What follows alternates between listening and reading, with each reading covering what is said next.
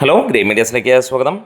കളങ്കാവൽ 17-ാം ദിനം ഉച്ചവരെയുള്ള കളക്ഷൻ നോക്കുമ്പോൾ നല്ല ലെവലിലുള്ള ഒരു ഇമ്പ്രൂവ്മെൻറ്റ് കാണാൻ കഴിയുന്നു എന്നുള്ളത് തന്നെയാണ്. ശനിയാഴ്ചത്തേക്കാൾ അല്ലെങ്കിൽ ശനിയാഴ്ചത്തെ കളക്ഷൻ്റെ ടോട്ടൽ കളക്ഷന് മുകളിലേക്കാണ് ഇന്ന് 4 മണി വരെയുള്ള കളങ്കാവലിൻ്റെ കളക്ഷൻ. ഷോ കൗണ്ടും കൂടിയിരിക്കുന്നു. 520ഓളം ഷോകളാണ് ട്രാക്ക് ചെയ്യപ്പെട്ടിരിക്കുന്നത്. 17,500 മുകളിലുള്ള ടിക്കറ്റുകൾ ഞായറാഴ്ച ബുക്ക് ചെയ്തതായി കാണാൻ കഴിയുന്നു.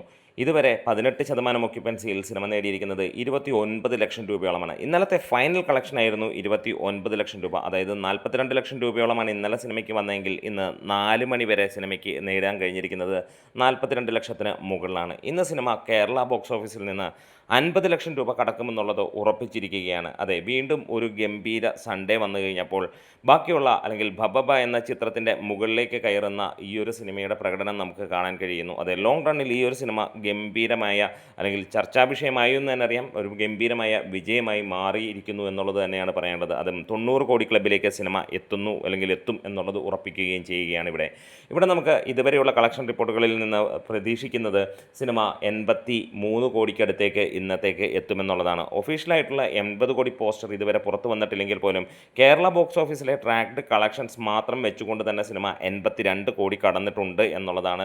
അതായത് 75 കോടി ഒഫീഷ്യൽ വന്നതിന് ശേഷമുള്ള കളക്ഷൻ്റെ കാര്യങ്ങളാണ് നമ്മൾ പറയുന്നത്. ഇതുകൂടാതെ GCCയും റെസ്റ്റ് ഓഫ് ഇന്ത്യയും ഒക്കെ മികച്ച കളക്ഷനായി മുന്നോട്ട് പോകുന്നുമുണ്ട്. GCCയിൽ കേരളത്തേക്കാൾ കൂടുതൽ കളക്ഷൻസ് വെള്ളി, ശനി, ഞായർ ദിനങ്ങളിൽ ഉണ്ട് എന്നുള്ളതും ഒരു വാസ്തവമായ കാര്യമാണ്. ഇന്നും സിനിമയ്ക്ക് നല്ല ബുക്കിംഗാണ്. പ്രത്യേകിച്ച് ഈവനിങ് നൈറ്റ് ഷോസ് എല്ലാം തന്നെ വീണ്ടും റെഡ് അലേർട്ടിലേക്ക് നമുക്ക് കാണാൻ കഴിയുന്നു. അതായത് ഒരു പക്ഷേ ട്രാക്കിങ്ങിലൂടെ തന്നെ സിനിമ 36-37 ലക്ഷം രൂപയ്ക്ക് മുകളിലേക്ക് എത്തുമെന്നുള്ളത് തന്നെ പ്രതീക്ഷിക്കുകയാണ്.